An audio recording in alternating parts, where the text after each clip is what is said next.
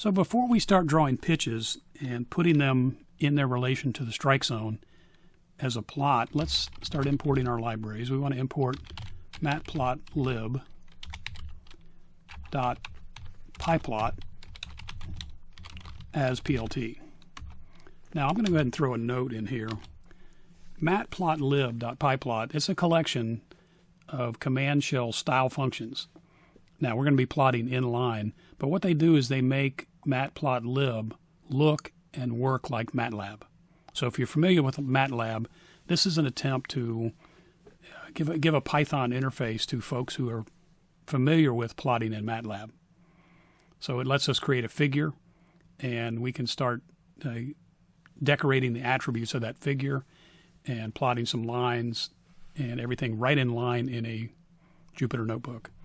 So we'll need to import a couple things. Now we're going to draw this square that I'm talking about drawing that represents the strike zone is effectively a patch. So we're going to say MatPlotLib.patches as patches. So again, that's my alias. I can now refer to it as patches. And we're also going to say, now we've got this up top, but MatPlotLib inline. Again, if you were to cut and paste some of these pieces out, it doesn't hurt to restate that there.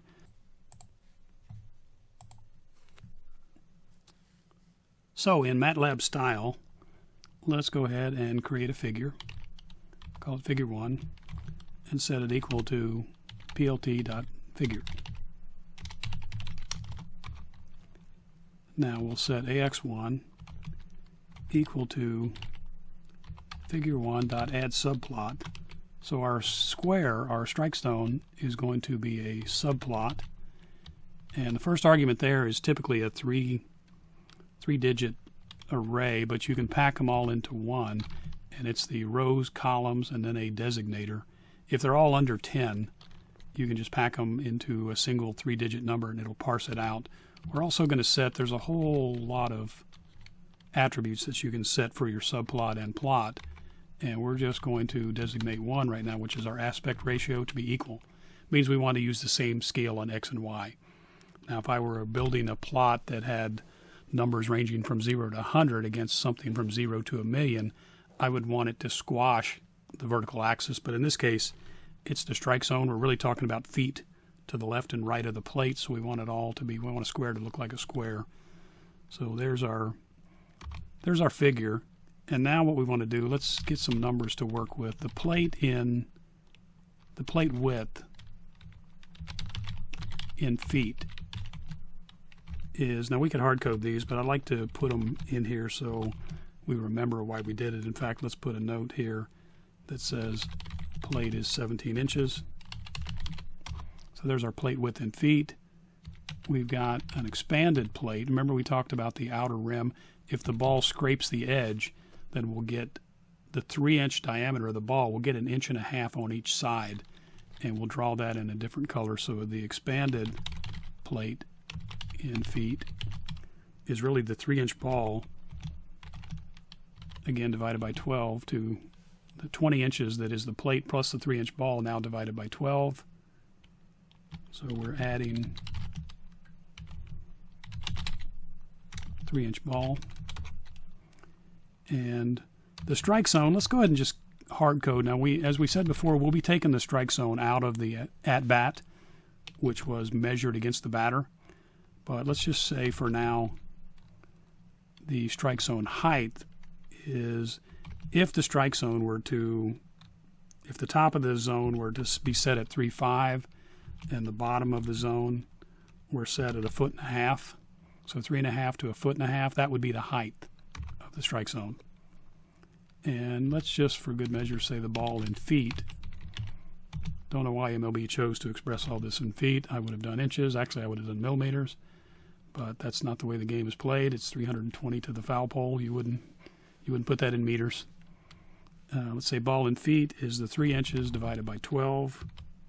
Now we know that's 0.25, but again, we'll use the word instead of the number.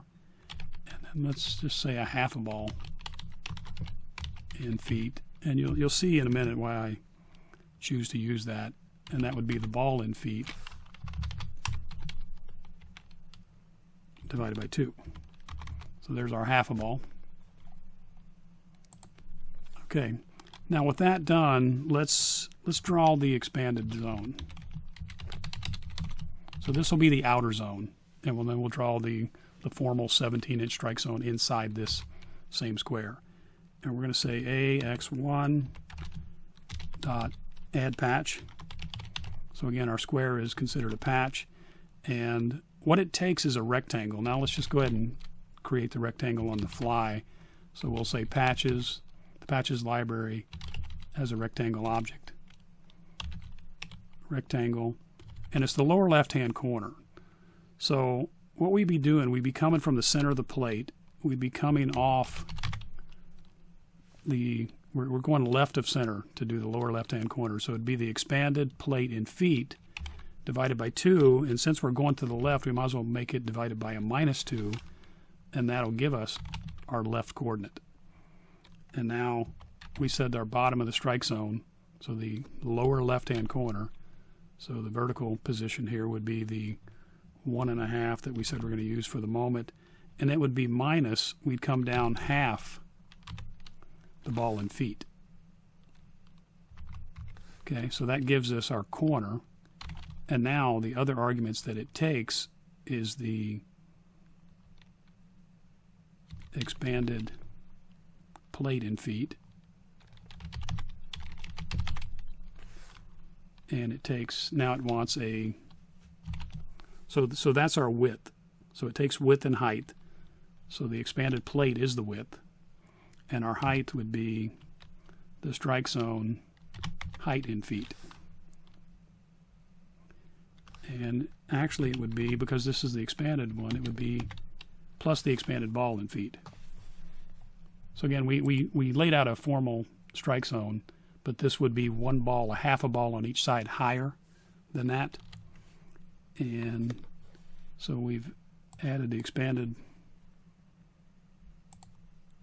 ball, and now let's make sure we get this in the right place. So after that, we can designate the color to be, let's say, light blue. Okay, and I think we've got the right amount of parentheses there. So that's our expanded zone. Let's go ahead and try to draw it. And we get an invalid syntax at the expanded plate in feet, 20. And that would be because we need an equal there. And we'll try again. All right, in this case we get an empty plot, and I think that all we need to do is set some plot limits. So let's say plt.ylimit goes from 0 to 5. Remember I said we're going to plot a 4x5 rectangle around. So plt xlim, and we're going to go from -2 going left to 2. Let's try to plot that, and getting somewhere, but it goes off the top. Oh, I see what it is. So when we went beyond, when we went the SC height in feet, it should have been plus the ball. It's plus the ball in feet. Let's copy that, paste it there, try again. That's more like it. So there's our outer zone. That's the zone that includes the scraping of the ball just touching the black. And now let's put our inner zone. And once again, we'll just say ax1.addPatch.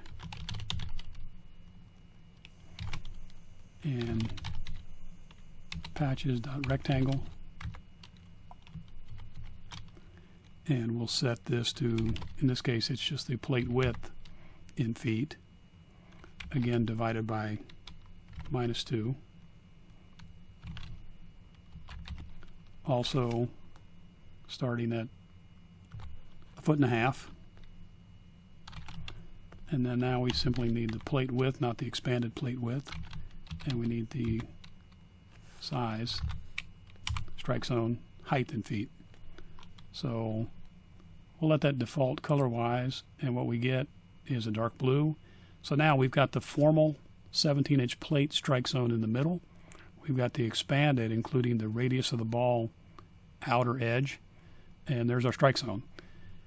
So again, I just want to make sure we could draw the square, draw the strike zone, and we hard-coded the SC top and bottom to 3.5 and 1.5 feet, but we'll eventually get that from the batter itself. But that looks pretty good, and we'll start working from there.